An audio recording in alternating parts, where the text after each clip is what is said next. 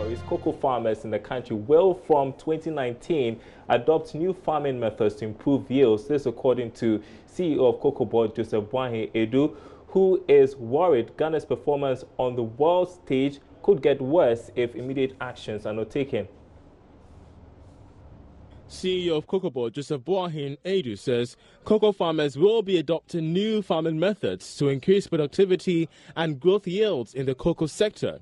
Interacting with some award-winning cocoa farmers, Joseph Boahen Edu revealed more funding will also be injected to the cocoa sector to increase yields from the current 77,000 metric tons to about 900,000 metric tons.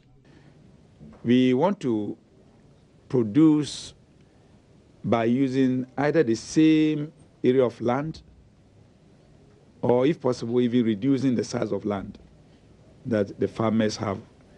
That is, to go vertical, instead of going lateral production. We want to go vertical. Vertical in the sense that we want to inject into our farming system improved methods of farming, best agronomic practices, and then the most modern technology. Ghana produced an unprecedented 1 million tons of cocoa during the 2010 and 2011 crop season, a development which was largely attributed to good weather and improved farming techniques. Production, however, declined to almost 850,000 tons last season. Joseph Boahen Edu is worried Ghana could risk losing its place on the world stage if this trend continues. Ivory Coast, once upon a time, was 1.5 million. In 2016-17, Ivory Coast produced 1.8. 2018, they've gone 2 million. And now they are aiming at about 2.2 million. Ivory Coast continues to go up. Nigeria is also going up.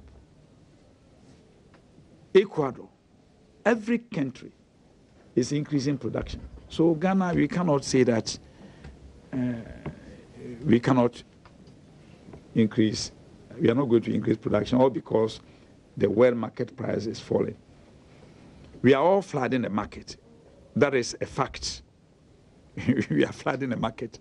It's not only Ghana, but all the producing countries are increasing production, and we cannot stay behind. In the meantime, Cocoa Board has finalized a $1.3 billion receivables-backed trade finance facility for the purchase of cocoa in Ghana in the 2018 and 2019 crop season. Now, 45 government companies have signed onto a performance contract after many state-owned companies were found to have defaulted. Executive Chairman of the State Enterprises Commission, Stephen Asamoah Boateng, charged government agencies to ensure that the state gets returns on investments made into the operations. Dividend declaration for many government agencies is a rare condition apart from just a handful. This has compelled government through the State Enterprise Commission to introduce the performance contract, which spells out the expectation of each agency at the end of the year. The executive chairman of the commission, Stephen Asamoah Boateng, bemoans the failure by some of these companies to make returns to the government. Dividend this year, hopefully we're expecting some, I don't know how many, but I'm getting pictures that early in January we'll get some. But that's one of the policy areas that myself and the Minister of Finance have been working on. That we haven't had companies pay dividend back for a long time. And shareholders sitting there and businesses operate. They were making losses in the first place, but some of them too, whilst making losses, were paying bonuses to their staff. And if a shareholder doesn't get it, I don't see why or how you can award yourself bonus when you haven't even given a peso to the shareholder or the business owner. So these are things that we talk about and engage them. We don't want to force, because their financial position is very dire. It's difficult what they make. But I'm very hopeful that very soon you'll see dividend payment by the companies.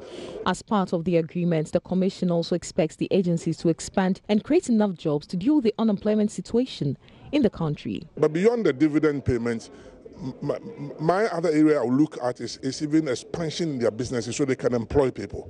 So yes, money is good for them to return to the States, but if they can employ the young men and women in Ghana who have finished school or they're looking for a job, and these big state companies, I mean GPHA, Cocoa Board, VRA, Gridco, Ghana Water, Ghana Airport Company, these are areas I'm looking for them to expand. And that's why I made an appeal to the minister that we should convert their long-term debt into equity or even recapitalize so that they have a clean balance sheet and they can expand and grow quickly and employ people. That's what I'm looking at. Already 40 other companies have signed to this performance contract in 2017. Ebenezer Sabate's report for Joy Business. All right, in other news tonight, the Customs Brokers Association of Ghana says it is not aware of the implementation of the proposed new port management system by South Korean firm Unipass. Chairman of the association, Nana Fidua Ajiman Oforiata, tells Joy Business integrating the existing GCNet and WestBlue platform may not be the best way to go from a user's perspective. He spoke to my colleague, Emmanuel Abwajiriafe. This is what we've gleaned, but not something that we've had a meeting to discuss it. But what we hear is that the transition is going to be phased. It's not going to be, most likely, it's going to be a parallel system before the final termination, because these systems are real-time systems. So you cannot completely terminate one for another one to start. Otherwise, we'll be in... Now, as a key stakeholder, do you think there's the real need for a change over, introduction of a new system when we don't actually have much, anything wrong about the old system in place? Well, from a user's perspective, we don't think it is the best way to go.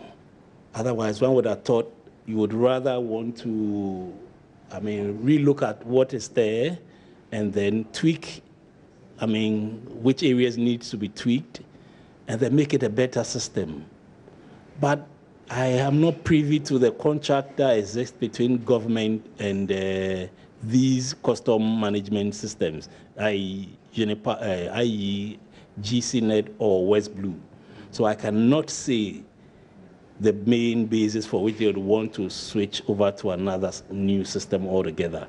But what we've heard about the Unipass is that it's going to play the roles that the GCNet and WestBlue are playing. So that is, integrate both systems. We want a seamless system. From a user's perspective, that's what we'll be happy to use, because sometimes the integration, like I said, has issues. But I think that integration can still be attained if the stakeholders are sitting around the table and then critically assessing what has come back so far and then find a way to tweak it. But I'm not privy to the contracts.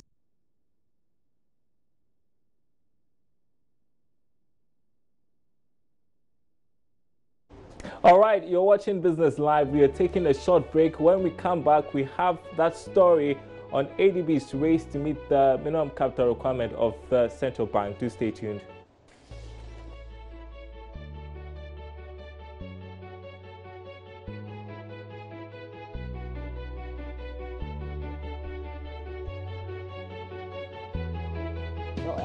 Business Live. And to our big story tonight, the Bank of Ghana has endorsed ADB's decision to convert a debt of 150 million cedis to equity. Shareholders of the bank at an extraordinary meeting in Accra gave their blessings to the deal after a short presentation from the board chairman. This is part of measures by the bank to meet the deadline for the new minimum capital requirement of 400 Ghana cedis. And so we want to see what has been happening with regards to the new minimum capital requirement. So far, we've been told that 22 commercial banks have met the new minimum capital requirement, leaving 8 of them yet to meet the new minimum capital requirement. And we also have a report. When we come back, we'll go for that discussion. The stated capital of ADB is less than 400 million cedis, newly proposed capital requirement by the Bank of Ghana. This means the bank requires an additional capital in order to stay in business after the December 31 deadline, which the Bank of Ghana will revoke licenses of all banks who were unable to raise the money. ADB has therefore decided to convert its debt into an equity share for the bank to be able to meet the requirement. Speaking at the extraordinary general meeting, board chair of the ADB said the Bank of Ghana has no objection to the move after shareholders' approval. That directors be authorized, to convert a subordinated debt of 150 million owed Bank of Ghana by ADB into equity as part of the capital raising process. MD of the bank, Kofi Mensah, has been explaining how this will impact on the bank's operations. We are just about 11 days to that, and all the banks which are capable have either met or trying to meet the deadline, and ADB is no exception.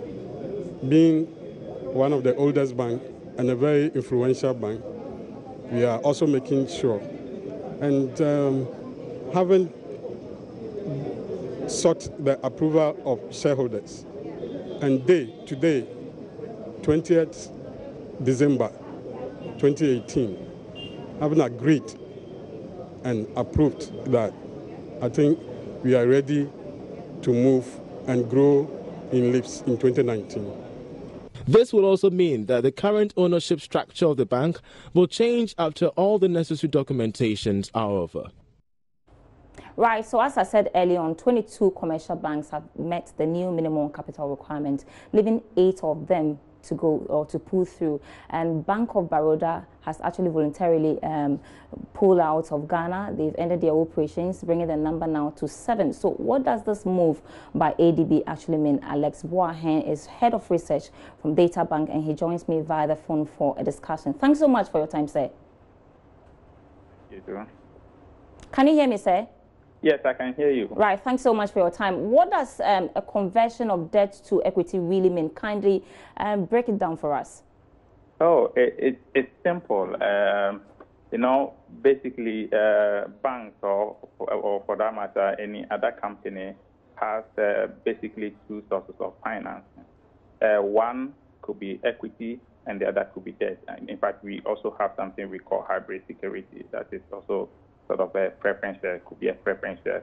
But with this subordinated debt, what it means is that it's a loan, basically. It's a loan that has been advanced to the bank. Right. And now the issuer of that, the lender, in actual fact, is saying that it wants to convert the loan into share. I mean, it goes into a certain mechanism where we have to determine the price and everything. But in the end, if you look at the balance sheet, you notice that post that transaction, the debt that is in the book will actually move to the equity section. So nothing really, it doesn't change much in terms of the liabilities, because you are moving from debt to equity. So that will also help to prop up the capital base, I mean the equity capital base of the bank. Interesting. So will you say that this will actually increase the share of Bank of Ghana? If yes, by how much are we looking at? Certainly. I mean, just to give you some background to this transaction, we all recall that I think some time in the middle of this year, Bank of Ghana actually reversed some transaction. I mean, share purchase transaction that involved Belstar, Starmount, and SIC Financial Services. So what happened was that following this reversal, I mean, the shares were actually taken over by Bank of Ghana through its investment arm, the Financial Investment Trust. Right. So currently, that entity, which is the FIT, controls about 65% of ADB in total.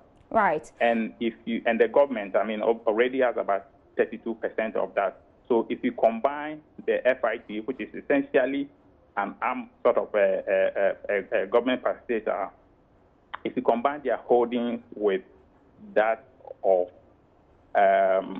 government itself, you are talking about something around 92%. So obviously, government has taken over the company again. So even in view of the pending right issue that they want to conduct to actually further raise the capital to the required 400 million Ghana cedis, what it means is that government is actually going to pump more money into the bank. Right. Will you say this is very innovative, or is something really normal in banking and finance? Yes, I mean, in our industry, it's something that is quite it's normal, but it's also quite creative. But I mean, it's not something that is out of the ordinary. I mean, we see on regular basis. I mean, when companies restructure their balance sheets, some of these things are taken into account. Some shareholders or lenders can actually decide to convert their loans or the money that they have lent to the company into shares and become a shareholder instead of a lender. So, I mean, this is something that happens in the corporate environment. All right, before I let you go, Alex, will you say that the banks have been sluggish with this whole minimum capital requirement, last-minute preparation? Some of them are coming on board. Just few days to go, 5 more days to go. Will you say that they've been so sluggish in dealing with raising the capital for? Yeah, so let me give you a bit of a background. I mean, for the capital market, I mean, we can say that even if you have been very swift, we are looking at I mean, a bank, the process that has been quite that is swift. I mean, you are looking at something around 6 months to have a transaction, assuming that you are not already, or the bank is not already listed on the market. IPO is a long process. The process can be quite consuming. I mean, talking about something probably around 6 months to have it done. So I think that the banks, I mean, looking at the banks that have done, I mean, we've seen SG, we've seen HFC, which is now the Republic Bank, all these, they can, because they were already listed companies. Right. So they have certain level of corporate governance structures in place, and that actually helped them to raise the money quickly. But if you are looking at a bank that is not already listed on the market, I mean, to go through the entire IPO process, I think it's time-consuming. So far, I think that things have gone very well for the listed companies. Right. But for non-listed companies, I also think that. Grateful for your time. Alex Boahen is Head of Research with Data Bank. We're still watching Business Live. We'll be back after this break. Joy Business delivers financial and business information, news and insights, and connects decision makers to a dynamic network of ideas and people. You can interact with us on Facebook and Twitter at Joy Business. And for Instagram and LinkedIn, it's Joy Business GH. Connect with us on WhatsApp 0554 459409. Email joybusiness@myjoyonline.com. And for more news, log on to joybusinessnews.com. Joy Business, empowering, prospering together.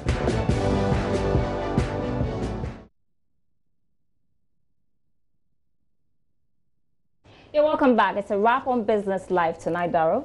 More news on our website, myjoyonline.com/business. We have all the day's stories for you. Thanks for watching. My name is Darryl Kwao. And I am Sandra Esenamakan. Have a great evening.